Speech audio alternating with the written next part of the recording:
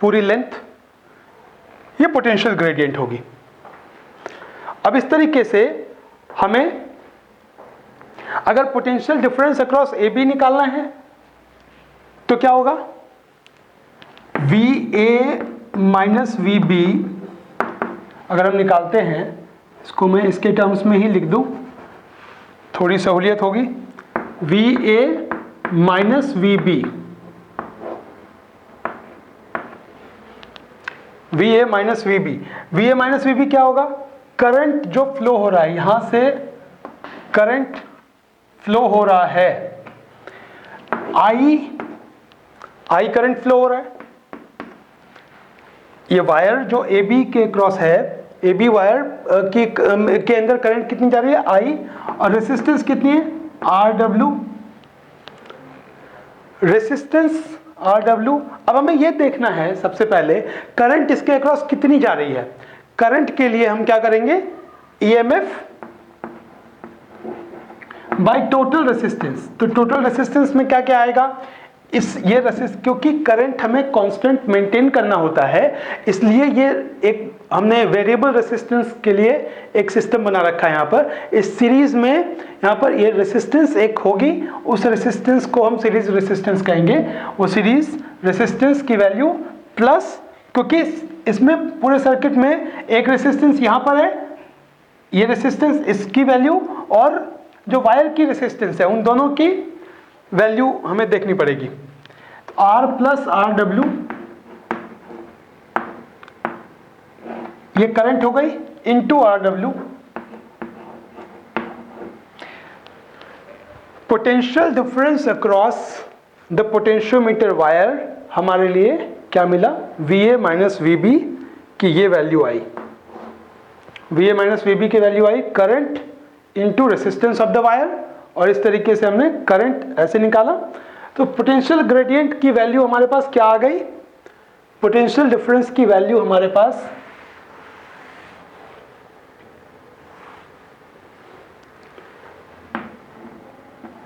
Potential gradient की जो value, potential difference की वैल्यू आ गई। अब पोटेंशियल ग्रेडियंट कैसे निकालेंगे, K equals EMF by R plus R W into R W by L. ये वैल्यू है पोटेंशियल ग्रेडियंट की। इस तरीके से हमने समझ लिया पोटेंशियल ग्रेडियंट। अब इसकी एसआई यूनिट क्या होती है, पोटेंशियल ग्रेडियंट की एसआई यूनिट होती है वोल्ट पर मीटर, वोल्ट पर मीटर, वोल्ट पर मीटर। एसआई यूनिट इसकी क्या होगी, वोल्ट पर मीटर।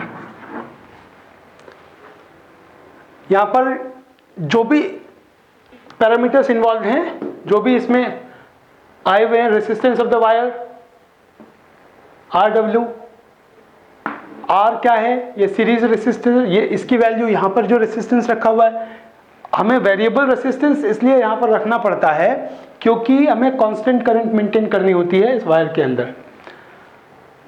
अब एक चीज देखते हैं, ईएमएफ भी समझ में आ गया, ये ड्राइविंग सेल की ईएमएफ है।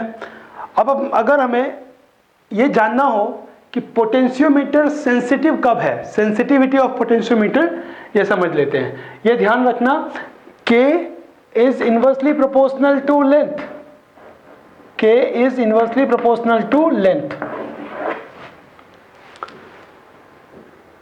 रेसिस्टेंस ऑफ द वायर, और ये सारे पैरामीटर्स हमें पता है। पोटेंशियल ग्रेडियंट जो होगी लेंथ ऑफ वायर के इनवर्सली प्रोपोर्शनल होगी, यानी कि लेंथ अगर बड़ी है तो पोटेंशियल ग्रेडियंट उसकी ज़्यादा होगी, और ज़्यादा पोटेंशियल, अगर लेंथ बड़ी है पोटेंशियल ग्रेडियंट की वैल्यू कम होगी। और इसकी वैल्यू कम क्यों रखनी होती है, इसको हम समझने की कोशिश करते हैं। सेंसिटिविटी क्या है पहले ये समझ जाएं तो हमारे लिए बहुत आसान हो जाएगी। पहले सेंसिटिविटी क्या होती है? किसी भी इंस्ट्रूमेंट की अगर सेंसिटिविटी पता करनी हो, सेंसिटिविटी को डिफाइन करना हो, तो सीधे तौर पर यह सोचना है कि वो जो भी काम करती है उसकी बहुत ही कम वैल्यू को, बहुत ही छोटी वैल्यू को भी वो मेजर कर सके इजीली, तो हम कहेंगे वो इंस्ट्रूमेंट सेंसिटिव है। सेंसिटिविटी ऑफ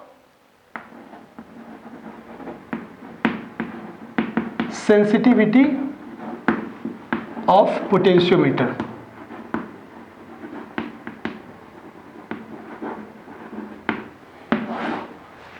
अगर हम कह रहे हैं सेंसिटिविटी, तो इसका मतलब सीधा सीधा ability to major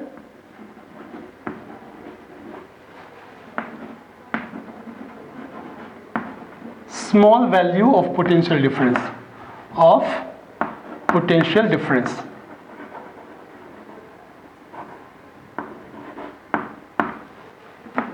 difference।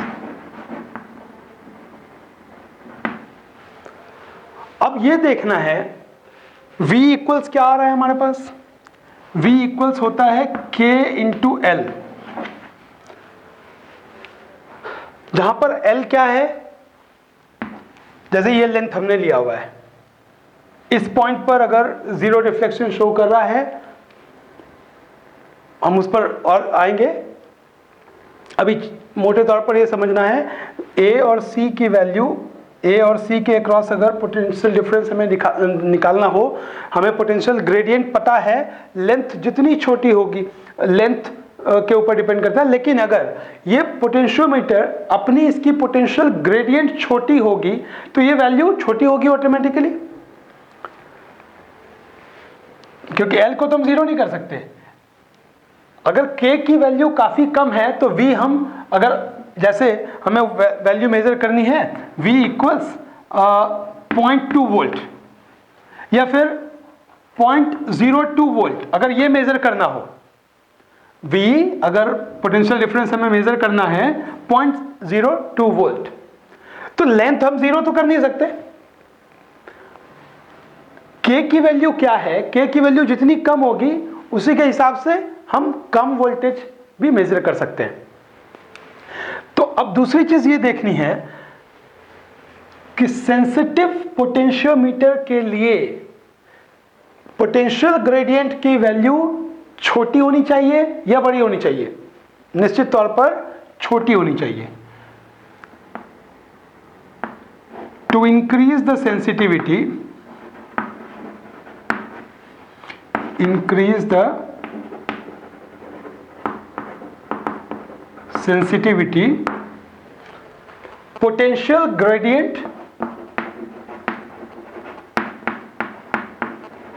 potential gradient should be small।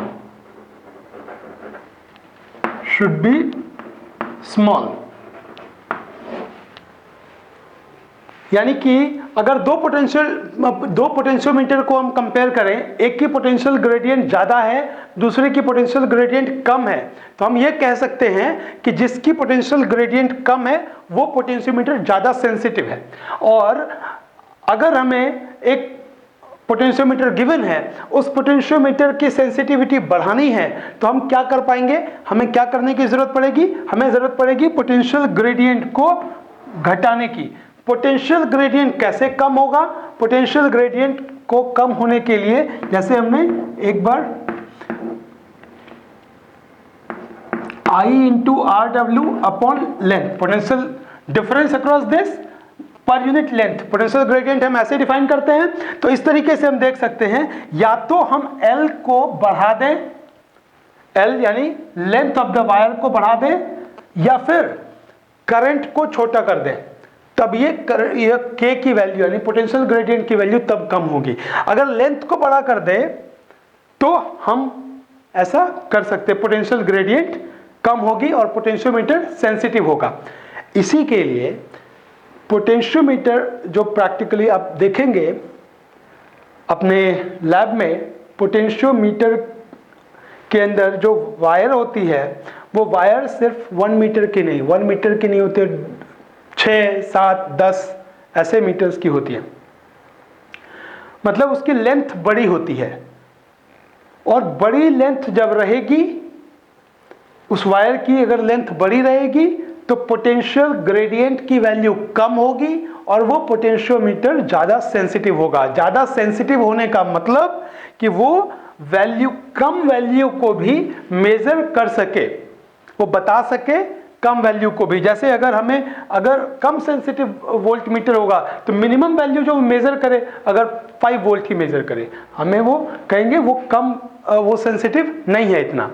अगर हमारे पास 1 वोल्ट मेजर करने के लिए हो तो जो 5 वोल्ट की मिनिमम वैल्यू को मेजर कर सकता है वो 1 वोल्ट मेजर नहीं कर पाएगा। अगर हमें, जैसे यहां पर मैंने लिखा था 0.02 वोल्ट मेजर करने के लिए हमें कोई पोटेंशियोमीटर चाहिए, तो उसके लिए क्या करना पड़ेगा, बहुत ही ज्यादा सेंसिटिव पोटेंशियोमीटर की जरूरत पड़ेगी। तो इस तरीके से हमने देखा सेंसिटिविटी क्या है और सेंसिटिविटी कैसे इंक्रीज कर सकते हैं। पहला क्या हो सकता है, सेंसिटिविटी इंक्रीज करने के लिए जो फंडामेंटल बात है वो ये पोटेंशियल ग्रेडियंट स्मॉल होना चाहिए। पोटेंशियल ग्रेडियंट कैसे स्मॉल होगा, पोटेंशियल ग्रेडियंट स्मॉल होगा तब increasing the length bye increasing the length of wire। दूसरा, decreasing the current।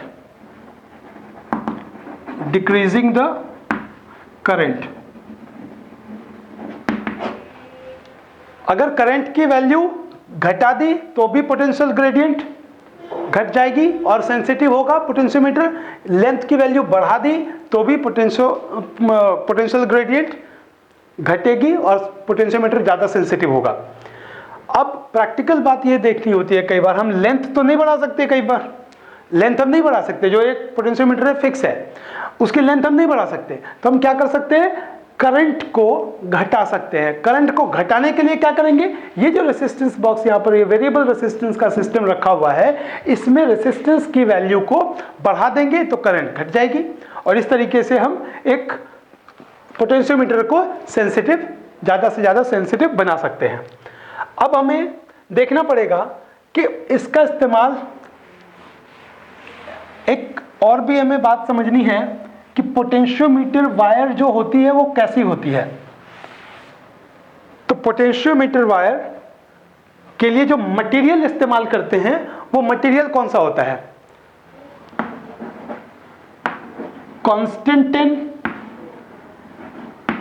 Constantine and manganin.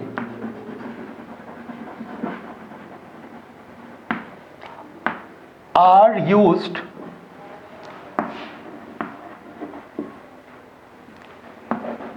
to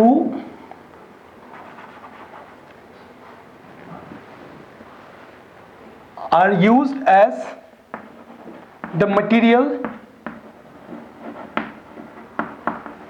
for potentiometer wire।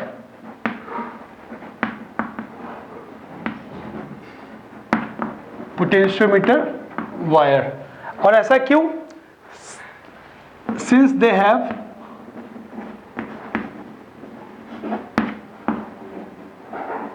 Negligible temperature coefficient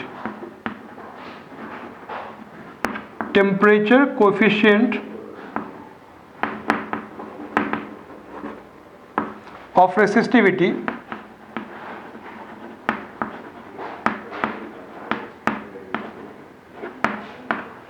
which helps in maintaining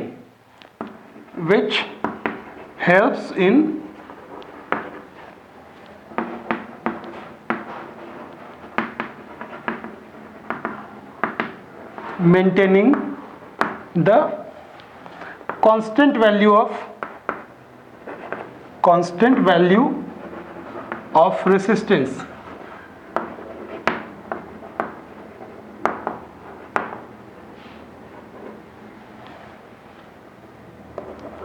of wire।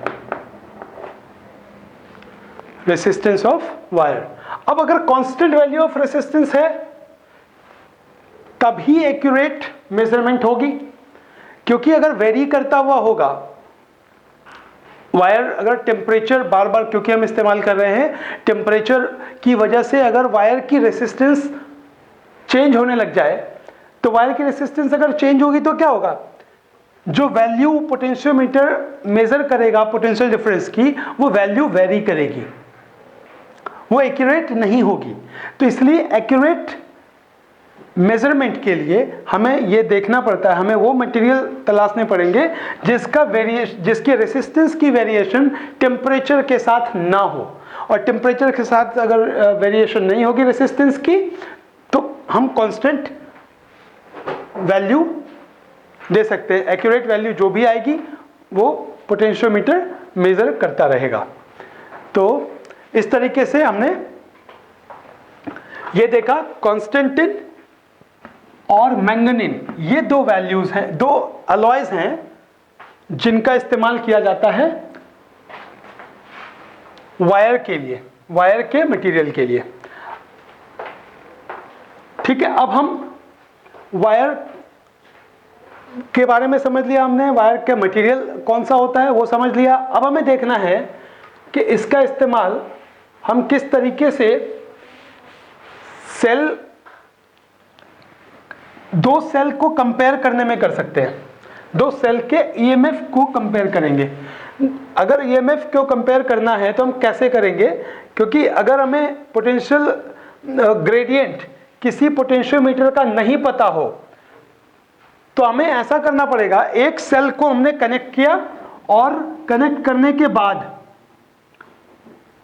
हमने balancing length देख लिया। Balancing length देखने का हमने वो पता कर लिया, जैसे एक की ईएमएफ आएगी E1 equals K into L1, दूसरे की ईएमएफ, अगर अब इस सेल को हटाकर हमने दूसरा सेल लगाया, उसमें उसकी ईएमएफ कैसे आएगी, K into L2। Balancing length हमें अलग दूसरे पॉइंट पर मिलेगी। तो उस तरीके से हम देख सकते हैं, अगर रेशियो ले लिया हमने तो हमें क्या मिला, L1 बाय L2। तो हम जो टॉपिक कर रहे हैं अभी वो कौन सा है, वो है comparison of EMF of two cells. Diagram हमें समझना पड़ेगा पहले। एक सेल है जिसकी ईएमएफ हमें पता करनी है, तो अगर ईएमएफ हमें पता करनी है, जिसकी ईएमएफ अभी हम E1 ले लेते हैं, इसके दूसरे टर्मिनल को हमने गैल्वेनोमीटर से कनेक्ट किया और जॉकी कहीं यहां पर प्रेस करने के बाद गैल्वेनोमीटर में जीरो रिफ्लेक्शन आया, और इसको हमने कह दिया L1। यहां से यहां तक हमने मेजर कर लिया और इसको हम L1 कह रहे हैं। अब इसी तरह हम अगर दूसरे सेल की बात करते हैं, एक और सेल ले लिया हमने, दूसरे सेल को हमने ऐसे कनेक्ट किया, उसके गैल्वेनोमीटर के दूसरे पॉइंट को हमने यहां पर देखा, ये इस पॉइंट पर गैल्वेनोमीटर जीरो रिफ्लेक्शन शो करता है, तो बैलेंसिंग लेंथ हम कह सकते हैं आ गई L2 पर। इसकी ईएमएफ E2 है। अब इस तरीके से हम देखते हैं, अगर पहला सेल लगाया हमने बैलेंसिंग लेंथ निकाल लिया, और इस तरीके से potential difference across AC, potential difference across AD, ये हम निकालेंगे। जब हम सेल 1 को लगाते हैं तो पोटेंशियल डिफरेंस अक्रॉस AC निकलेगा, और वो EMF के ही इक्वल होगा, क्योंकि जो गैल्वेनोमीटर है वो जीरो डिफ्लेक्शन शो कर रहा है। इसका मतलब ये है कि करंट यहां पर ड्रॉ नहीं किया गया, EMF के ही इक्वल होगी ये। इसी तरह सेल 2 के लिए भी, और हम इस तरीके से दो सेल के EMF को कंपेयर करते हैं। Balancing length L1 and L2 हमें पता है, दो में से एक की EMF नोन होती है, दूसरे की अननोन होती है, हम ये पता कर सकते हैं।